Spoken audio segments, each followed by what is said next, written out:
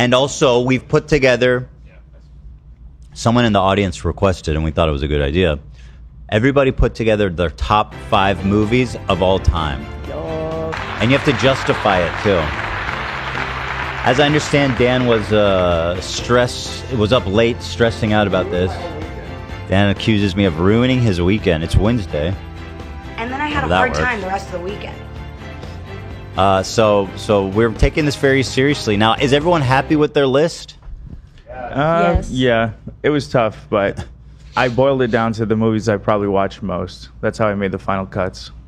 And to me, the criteria was like, it wasn't like artistry or anything. It was like, how much do I enjoy watching this movie? Mm-hmm. You know, because that's the essence of it. I'm there to be entertained. Yeah. Totally. Very good. Up next, we've got Dan. Yes, sir. Okay. All right. While we were doing this segment, I forced myself to just pick 5. I don't feel super committed to these 5. There's many in my honorable mentions that could have got swapped in for these. However, I just had to go with my gut at the last minute. So here we go. In no particular order, for sure. Number 1, I have Mad Max Fury Road. Is that the new one? Not the newest one that just came out last year. It's the one that came out about 10 years ago. That movie was really good. I think it's the best action movie ever made.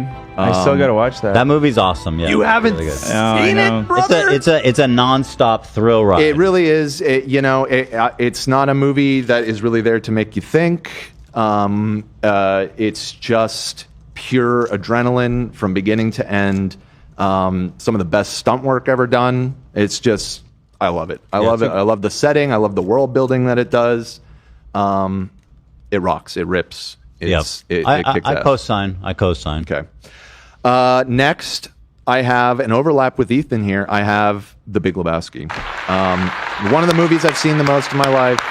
I think I love the Coen brothers. I was close to doing Fargo instead of The Big Lebowski, but I just couldn't. Like, I love Fargo, but if I'm being honest with myself, it's the vibes. Yeah. Fargo is like depressing and like violent and spooky and sad. Yeah. And Lebowski is just like, I loved every minute of that movie. Mm-hmm. Mm-hmm. And it's endlessly quotable. I think I know every scene by heart of the entire film. Your brother Seamus. Yeah. And I really don't, like I said, rewatch movies that much, but I probably have seen The Big Lebowski 10 plus times, which for me is a lot. I know for some people that's not a ton. Well, that's the first overlap. I guess so, yeah. I think that was the first overlap. So yeah, Big Lebowski. Next, a part of me felt a little bit silly including this one, but again, I just had to be honest with my feelings. It's the movie Airplane. I think it's the funniest movie ever made. It's going on like 45, 50 years old, and it still makes me giggle pretty much from beginning to end. I gotta watch that. You think my kids will like it, or is it vulgar? Some of it's vulgar, although it's probably vulgar in a way that little kids wouldn't even understand anyways. It's not is there like nudity or anything weird?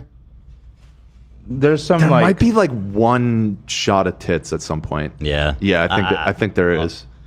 Yeah. I just remember the blow up doll. Some sexual stuff with the blow up doll. I don't think they would know what that was. Tits are fun. But Tits besides are that, fun. I can see Teddy cracking up during that. Yeah. Wow, interesting. Okay. And I think just in the sense that it's kind of like cartoony slapstick, just goofball ass humor is just, it's really stuck with me. It's just it tickles my funny bone.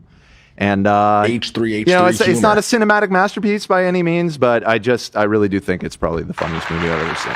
There it is. And another one of the few movies that I have repeatedly watched. I've probably seen that one many, many times as well.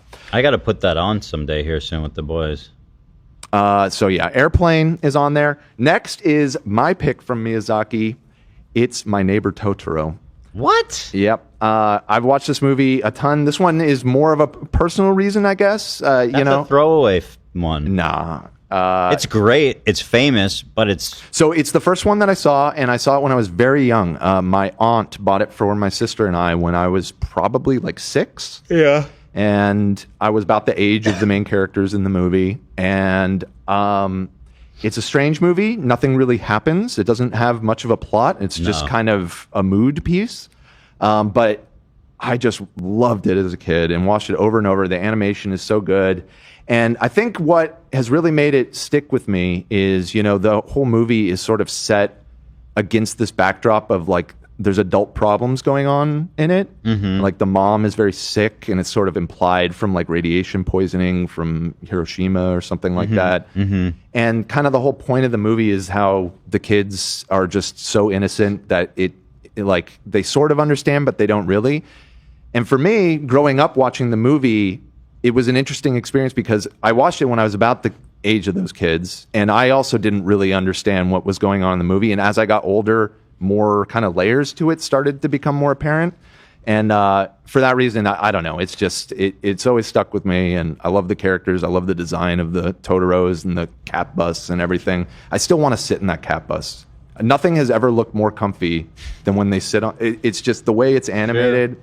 It's unbelievable. You're gonna sit, we're gonna get you in that cat bus. Yeah. Someday. I guess I gotta rewatch that one. Yeah, I gotta watch it. It's great. And I think watch it with your boys. Like, yeah, it sounds like it. I think it's one of the best ones for little kids. I agree. I never watched it, but the way you're explaining it, like that's how I feel about The Matrix. Like I loved it as a kid, but I had no idea what the hell was going on. Right. But as I rewatch, as layers I got older, to I'm it like, became more and more apparent. Mm-hmm. Okay, and then rounding out my top 5. It's a little bit of some people probably think this is a cringe pick. I almost didn't include it in the top 5 because of that, but then I said, no, this is my list, and it's the movies that matter to me and that had an effect on me. It's Fight Club.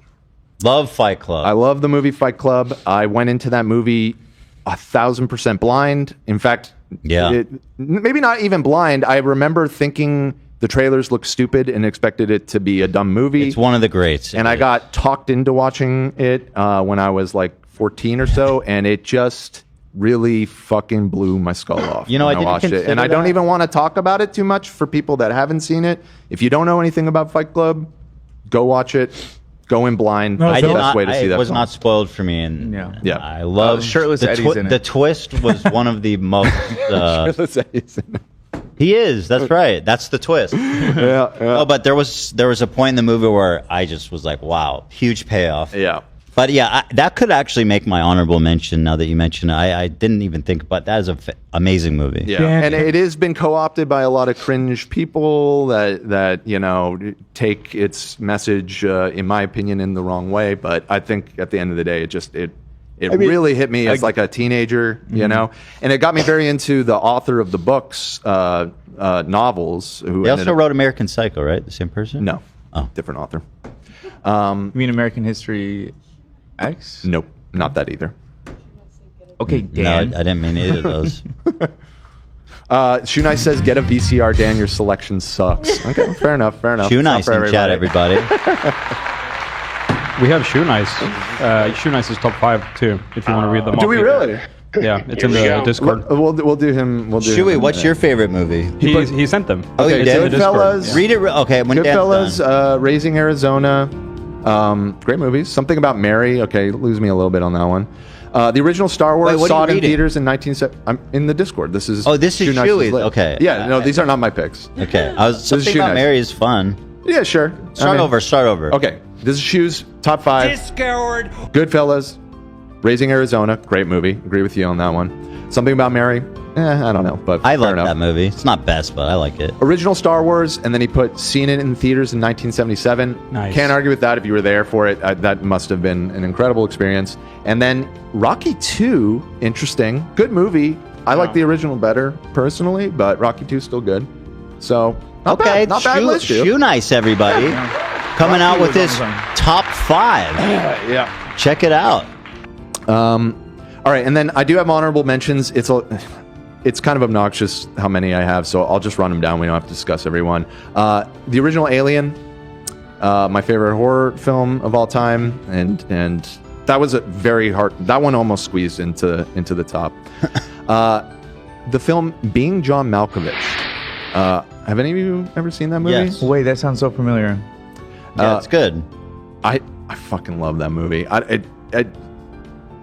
That's that movie. I don't think any movie has the ending has given me existential dread on the same level. Andy Kaufman, what's his name? Charlie Kaufman is who wrote it. Yeah.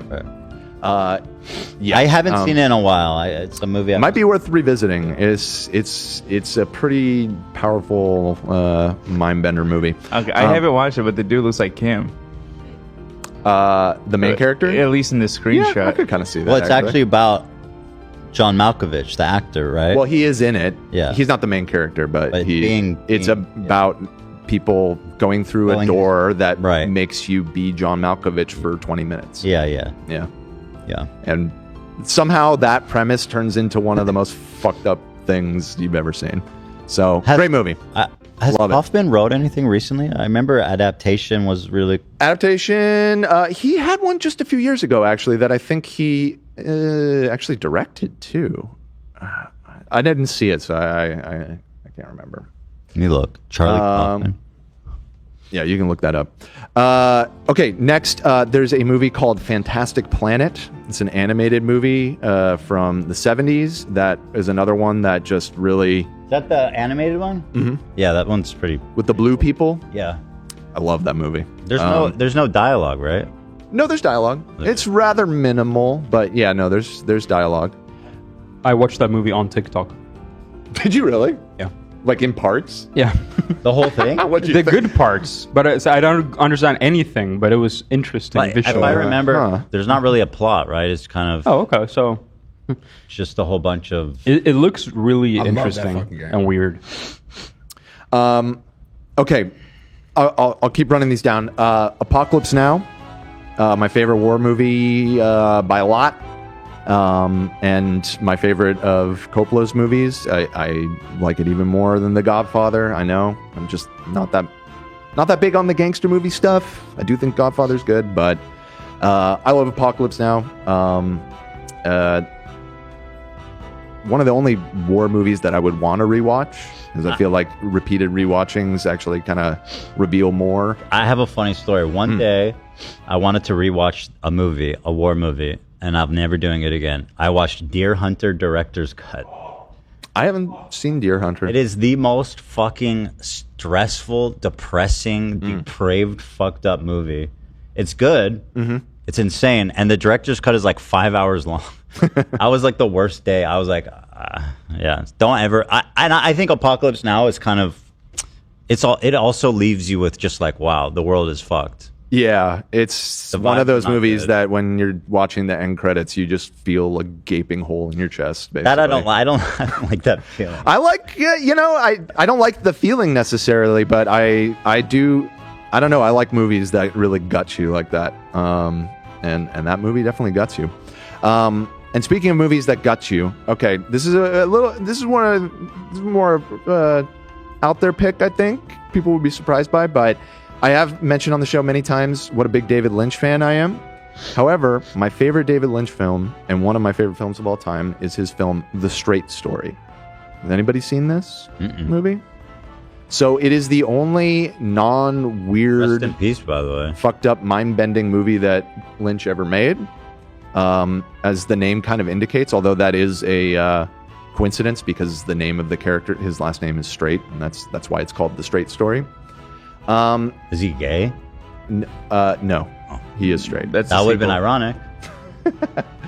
And it is just a really wholesome story about. It's based on a true story about an elderly gentleman who lives in the Midwest, who finds out that his brother, who he is estranged from, is dying, and he wants to go visit him, but he does not have a car, and so he takes a ride-on mower across the country. But is this a real story? It is based on a true story. Oh.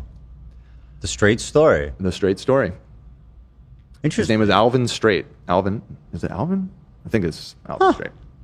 And anyways, I saw it with my dad around the time that it came out. He showed it to me, and it just has stuck with me forever. It's just one of the most beautiful stories I've ever seen.